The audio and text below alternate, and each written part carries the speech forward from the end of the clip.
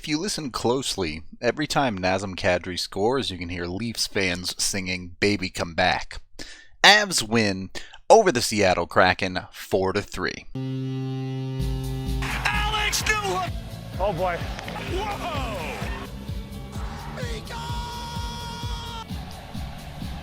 So is this the new thing? Is this the thing that I'm going to have to tell you all over and over again is unsustainable in 2022?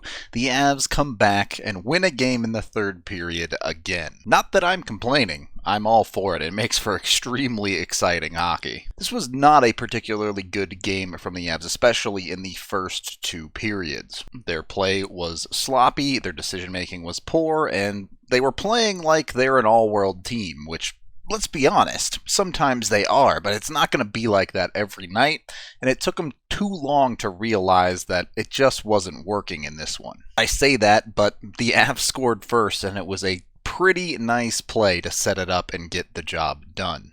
A mess of a play from Seattle, starting with a whiffed shot, gets Avs possession in their own zone, and they get up the ice quickly. With three Seattle forwards committed to the offensive zone, Newhook is going to skate faster than all of them. He's a very good skater, creates a 3-on-2 with his wheels through the neutral zone, is able to be strong on the puck, getting the puck on his backhand side, getting across the blue line. It's not perfectly clean, but he sticks with it and keeps the puck in his possession before beating both defenders with a backhand pass to Logan O'Connor's side. Now, O'Connor could have chose to just rip this puck, wouldn't have blamed him much on it if he did, but he recognizes Aube-Kubel as the third man in behind the play and is able to find him and give him a wide open shot from the hash marks while Newhook is crashing the net and screening Grubauer. Kubel's able to finish with a very nice shot that Grubauer has no chance at. The Avs' depth production really came through in this hockey game, and that's a key for any high-end successful team. You need to have nights like this. Talent-wise, the Avs are certainly there when it comes to their forward depth, and nights like this one, you just count in the win column. Outside of that play, though, it was just not very fun to watch the first two periods for the Avs side of things.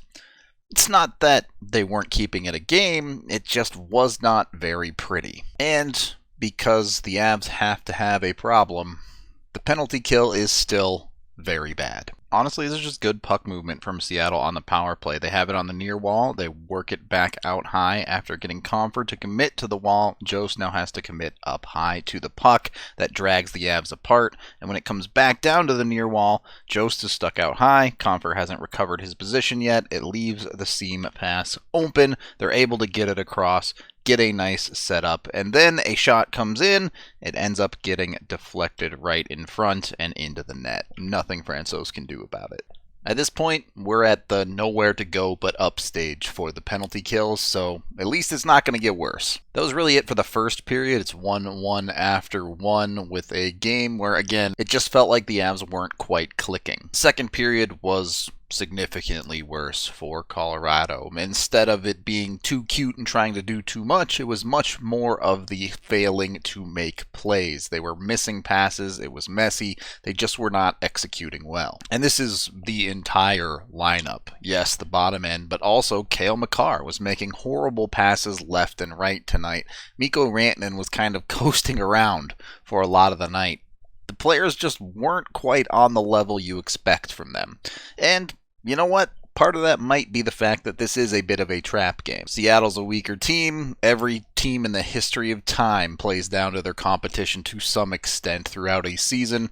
The Avs definitely did a lot of that here. And then you give up a soft goal, and it's how you find yourself losing these types of games. This is the only real decent camera angle we have of this one. Makar's going to let a puck go through him that he really should have picked up and carried it to safety or just rimmed it this way. Could have done anything with this puck other than leave it and it would have been safer, but that's not really the problem I have. This is kind of just a nothing shot coming from the boards from a tough angle. He's going to even walk in a step or two more. And yes, there are some bodies in front, but this is just not a puck that can get through a goaltender. Look, obviously hindsight is 20/20, and this goal ended up not beating the Avs, but there are a lot of nights where a goal like this is going to be the difference. Now we get into the puck bounce section of the hockey game. The Avs did hit 2 posts in this one, and on the other side, the Kraken hit 1, so the Avs getting more posts.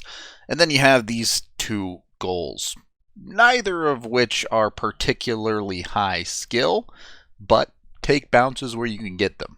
Avs in their own zone, Girard is hard on the puck carrier, but ultimately is not able to win the puck battle, allowing Seattle to get the puck back to the point, and you're left in this awkward position where Girard is sticking with what was the puck carrier along the wall, and Byram is taking the man in the middle of the ice. The other two Avs forwards are sending out to cover the points, leaving McKinnon to cover Blackwell net front, and McKinnon just doesn't really cover Blackwell at all. He kind of just stands there, Blackwell drifts away, and this shot that comes through ends up being a double deflection, so a little bit unlucky on top of the poor defense. It ends up banking off of Berkey's stick, and then a great deflection by Blackwell to finish the play. Some luck on the flip side for the Avs as well is an extremely simple one. Berkey walks all the way down the far wall, throws a shot on net, creates a good rebound. With Kubel also crashing, he's able to get a stick on it to create a second chance opportunity that also gets saved. You saw it if you were quick there. When the Kubel shot comes in, it's going to kick off of Grubauer's pad, off of the defenseman, and back into the net. Surely Kubel meant to do that on purpose, right? You take it, though. Look, while the Avs goal is certainly pure luck out of those two, you cannot overstate how important it was. Again, that one goal of difference heading into the third period completely changes the way the game gets played from there. Seattle, a team built around what is supposed to be smothering defense, should be able to lock down a 2-goal lead for 20 minutes. A 1-goal lead, on the other hand, it just takes one play, one bounce to change the story. Now, I will say the third period was much better from Colorado. It was still messy, and it wasn't certainly high-quality hockey, but the effort levels came up. The Avs realized that they needed to kick it up if they wanted to be competitive in this game, and they did. And wouldn't you know it, they're a good enough hockey team that they can get away with that against weaker teams like Seattle. It took a good portion of the third period to find it, but the Avs did eventually get that game-tying goal. After getting a pass from Makar, Taves walks in a bit to drag Seattle back before feeding Makar back at the point. Makar does the freaky stuff he does with his skates to create a shooting lane and rips a shot. He just rips it off of the post. Couldn't quite find the goal himself, but it kicks out directly to Devon Taves. Taves just gives it the old little skate tilt. Nothing too kicky about this one, and it goes off of his boot and in. Look, the goal counted. I am on the side of even if he kicked it in, it should count. That's how I think the rules of the NHL should work, so we're just not even going to talk about this kick. The Avs managed to tie this back up, and the Avs are, I believe, the most dangerous hockey team in the NHL when it comes to individual talent being able to create a single play. So many players on this team can make a move, can beat a defender, can fire a puck, and it's just insane. You can't take a single shift off against the Colorado Avalanche or you're going to find the puck in the back of your net. Nazem Kadri is the perfect example of that. On a night where a lot of things just weren't working for him, he finds one opening and just puts the perfect shot on Philip Grubauer. Seattle is committing heavily into the offensive zone here, and the Avs are able to win a puck battle between Burakovsky and Jack Johnson. Berkey turns and gets up ice quickly, finding Tyson Jost in the middle of the ice, and the forward trying to cover back just gets totally torched on this play, as Jost is able to get it up to Kadri, creating essentially it's almost a 3-on-1 play. It ends up being more of a 2-on-1 or a 3-on-2, really, as the back check comes strong. But it's Nazem Kadri. He does a good job of looking off the defender, looking for that pass, but ultimately decides to shoot it and just rips a perfect shot up over the Grubauer shoulder blocker area, right off the middle of the crossbar. This is just an unreal shot. Tip your cap to Kadri. And that ends up being your game-winning goal, a skill play, and the Avs hold it down to win 4-3. I think this game kind of tells you something.